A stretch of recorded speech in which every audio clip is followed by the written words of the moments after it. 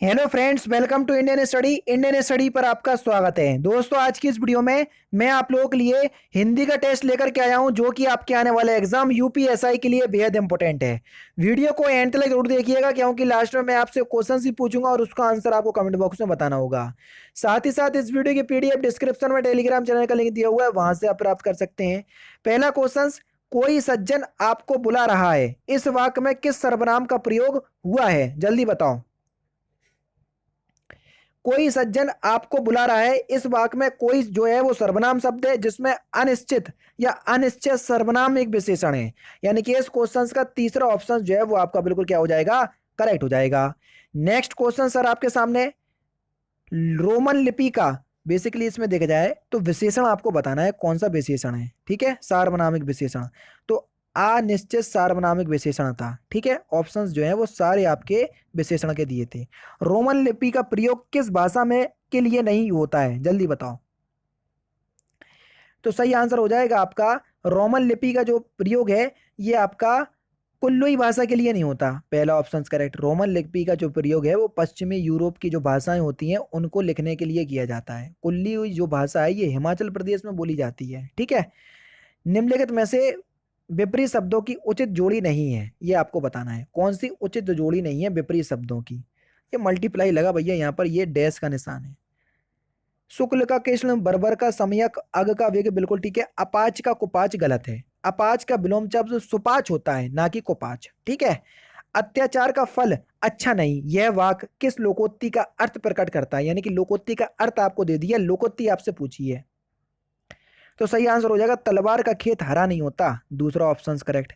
Next question से आपका कि निम्नलिखित वाक्यों में से शुद्ध वाक्य को चुनिए, कौन सा वाक्य जो है वो शुद्ध है? सही आंसर आपका क्या हो जाएगा? देखो, यहाँ पर चार ऑप्शंस आपके सामने। मेरे पास कहानियों की अनेक पुस्तकें हैं, चौथा ऑप्शन बिल्कुल करेक्ट हो जाएगा। फिल इन द ब्लैंक्स अर्थ अलंकार का एक प्रकार है, कौन सा अलंकार अर्थ अलंकार का एक प्रकार है? बढ़िया क्वेश्चन, जल्दी बताओ। तो सही आंसर हो जाएगा अतिशयोक्ति। दूसरा option correct. Next question start करने से पहले मैं आपको बता दूं, दोस्तों मैं डेली बेसिस पे अनअकैडमी पर 3 स्पेशल क्लास ले रहा हूं और तीनों ही स्पेशल क्लास बिल्कुल फ्री है। मैं आपको इतना भरोसा दिलाना चाहूंगा कि एक बार अगर आप मेरी क्लास में आओगे तो आपको क्लास की क्वालिटी का पता चल जाएगा, क्लास किस क्वालिटी की है। और क्लास समझ में नहीं आए, सीधी मैं आपको बोलता हूं कि भैया अगर क्लास समझ में नहीं आए तो क्लास को डिसलाइक करना और चले जाना, मुझे कोई भी आपत्ति नहीं होगी। एक बार क्लास में आओ तब आपको क्लास की क्वालिटी पता चलेगी। डिस्क्रिप्शन में लिंक है, दिए गए लिंक से नहीं पहुंच पा रहा हो तो पूरा ट्यूटोरियल में आपको बता रहा हूं कि कैसे आपको मेरी क्लास तक पहुंचना है। आप लोगों को सबसे ज़्यादा दिक्कत हो रही है मेरी स्पेशल क्लास लेने पे, जो रोज़ सुबह 11 बजे चलती है। आप जैसे ही अनअकैडमी पर अपना अकाउंट बनाएंगे तो आपके सामने ये विंडो खुल करके आएगी, तो आपको UP triple S C search करना है। यूपी ट्रिपल एस सी या स्टेट पीसीएस में आपको ये यूपी ट्रिपल एस सी देखने को मिल जाएगा। तो हमने ये देखो, ये मिल गया यूपी ट्रिपल एस सी, तो हमने इसको सिलेक्ट किया।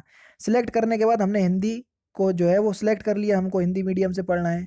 आगे की जो आपकी प्रोसेसिंग है वो यहाँ पर हो जाएगी और आपको यहाँ पर यूपी ट्रिपल एस सी लिख करके आ जाएगा। देखो ये लिख करके आ गया यूपी ट्रिपल एस सी। अब UP triple S C category में आपको कुछ नहीं करना, आपको जाना है ये सर्च पे और यहाँ पर आपको मेरा नाम सर्च करना है। मेरा नाम है तारिक सरवर, TARIQ, तारिक सरवर, ये मेरा नाम है। तो देखो मैं आपको वहां पर दिख जाऊंगा, ये दिख गया मैं। ठीक है, यहाँ पर जैसे ही आप करोगे तो आपके सामने इसको आप क्लिक करोगे तो मेरी सारी क्लासेस आपके सामने आ जाएंगी, जो आगामी क्लास होंगी वो भी आ जाएंगी। देखो ये सारी क्लासेस आ गई। अभी हाल ही में क्लास लेकर के हटा हूँ 37 मिनट पहले। तो आपको मेरी क्लास देखना है, सपोज करो यही वाली क्लास देखना है, तो मैंने क्लिक किया। तो अब क्या करना पड़ेगा सर? आपको क्लास अनलॉक करना पड़ेगी। जैसे ही मैंने आपको क्लास में किया तो अनलॉक कोड आपको मांगा है। तो अनलॉक कोड है आपका इंडियन स्टडी, जो कि हमारे चैनल का नाम है इंडियन स्टडी, कहीं भी कोई भी स्पेस नहीं है ये है। और इसको हमने अनलॉक कर दिया। अब आपके सामने क्लास अनलॉक हो गई।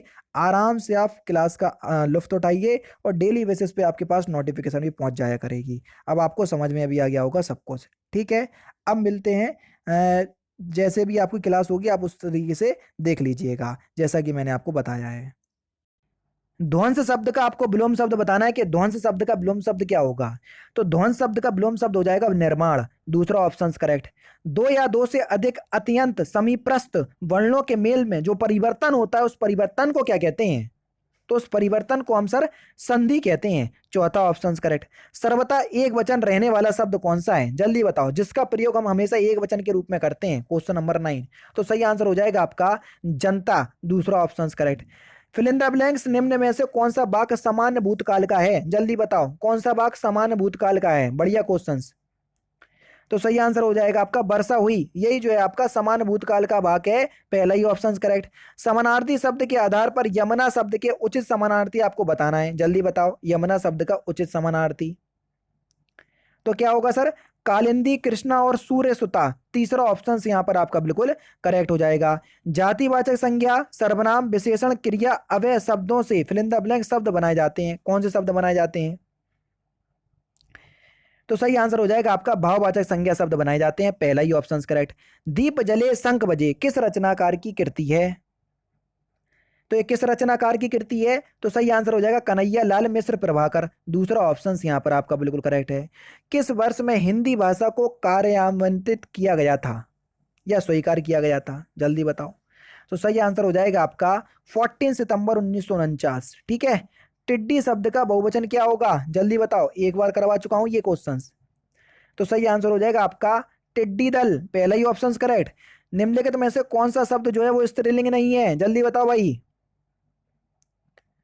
तो सही आंसर हो जाएगा आपका अनायास, ये एक स्त्रीलिंग शब्द नहीं है, पुल्लिंग शब्द है। नेक्स्ट क्वेश्चन, रचना के आधार पर वाक्य फिल इन द ब्लैंक्स और फिल इन द ब्लैंक्स वाक्य के भेद हैं, जल्दी बताओ भैया। रचना के आधार पर संयुक्त और मिश्रित, ये वाक्य के भेद हैं, पहला ही ऑप्शन करेक्ट। और तीसरा भेद होता है आपका मिश्र वाक्य, यानी कि पहला सरल, दूसरा संयुक्त, तीसरा मिश्रित। बेसिकली देखा जाए तो तीन प्रकार के होते हैं रचना के स्थान पर वाक्य। कौन सा शब्द रक्त का समानार्थी शब्द प्रकट नहीं करता, जल्दी बताओ। तो सही आंसर आपका क्या हो जाएगा, रिपु। रिपु जो है ये शत्रु का समानार्थी या शत्रु का पर्यायवाची शब्द है, कौन सा शब्द रक्त, वही क्वेश्चन से।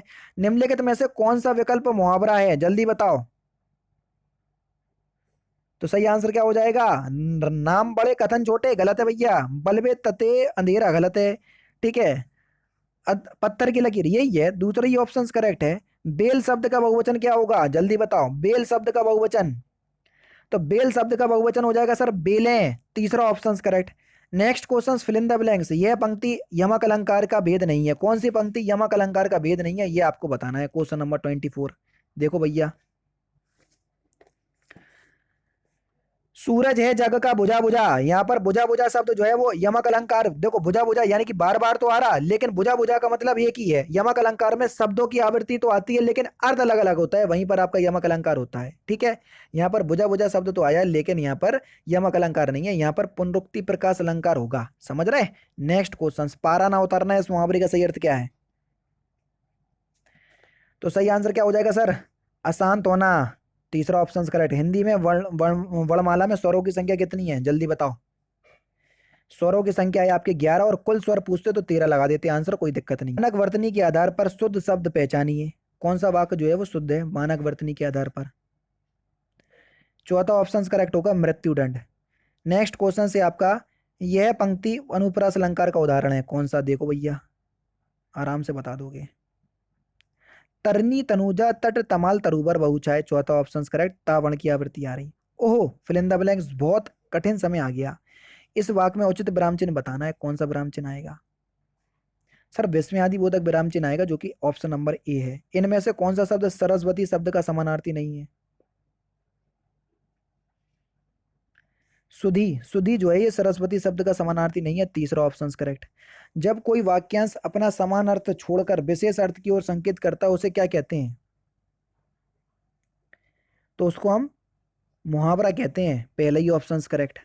वर्ण, वर्णों से मिलकर क्या बनता है, जल्दी बताओ। शब्द, शब्द से मिलकर क्या बनता है, फिर उसके बाद क्या होता है, वर्ण, वर्ण से मिलकर क्या बनता है सर, जल्दी बताओ। शब्द, शब्द से मिलकर बनते हैं पद, पद से मिलकर बनता है आपका पदधांश, पदधांश से मिलकर बनता है वाक, वाक से मिलकर बनता है वाक्यांश।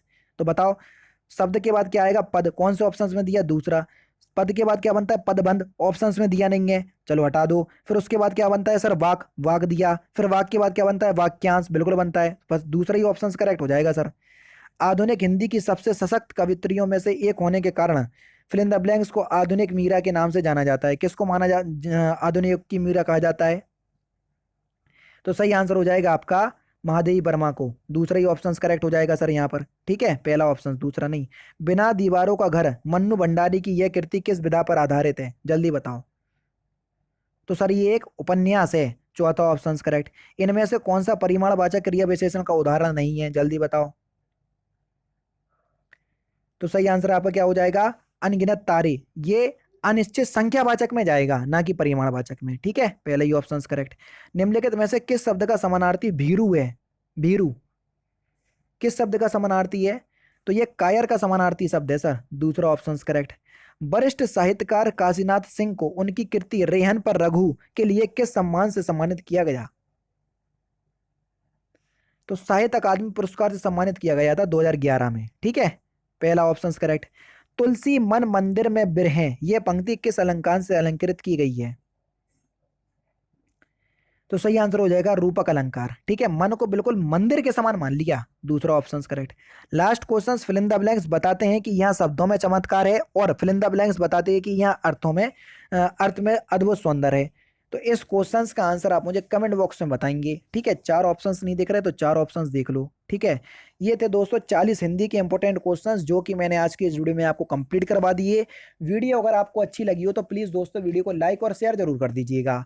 तो दोस्तों फिलहाल की वीडियो में सिर्फ इतना ही। अगर आपको वीडियो पसंद आए तो प्लीज़ दोस्तों वीडियो को लाइक कीजिए, शेयर कीजिए, और साथ ही साथ हमारे चैनल को सब्सक्राइब करना ना भूलें, क्योंकि मैं रोजाना इसी तरह की वीडियोस आप लोगों के लिए लाता रहता हूँ। नमस्कार दोस्तों, जय हिंद, जय भारत।